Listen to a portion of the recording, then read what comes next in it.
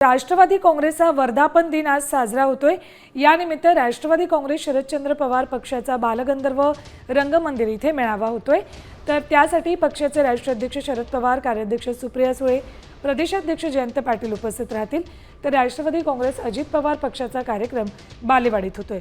पक्षाचे अध्यक्ष उपमुख्यमंत्री अजित पवार, कार्याध्यक्ष प्रफुल्ल पटेल, प्रदेशाध्यक्ष सुनील तटकरे उपस्थित राहतील। या कार्यक्रमात आगामी स्थानिक स्वराज्य संस्थांच्या निवडणुकीचं रणशिंग फुंकलं जाईल। कार्यक्रमाच्या निमित्तानं दोन्ही गट जोरदार शक्ती प्रदर्शन करणार आहेत।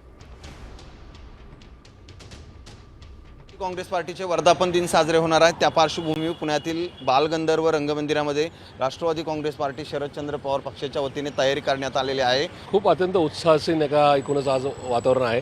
त्याचबरोबर खूप जय्यत तयारी केलेली आहे, कारण की मागच्या 26 वर्षामध्ये पक्षाच्या एकूणच सत्तेच्या काळात नंतर विरोधी पक्षातल्या परत सत्ता आणि पुन्हा आता आम्ही विरोधी पक्षात आहोत, पण या 26 वर्षामध्ये पुण्याला पहिल्यांदा यजमानपद मिळाले।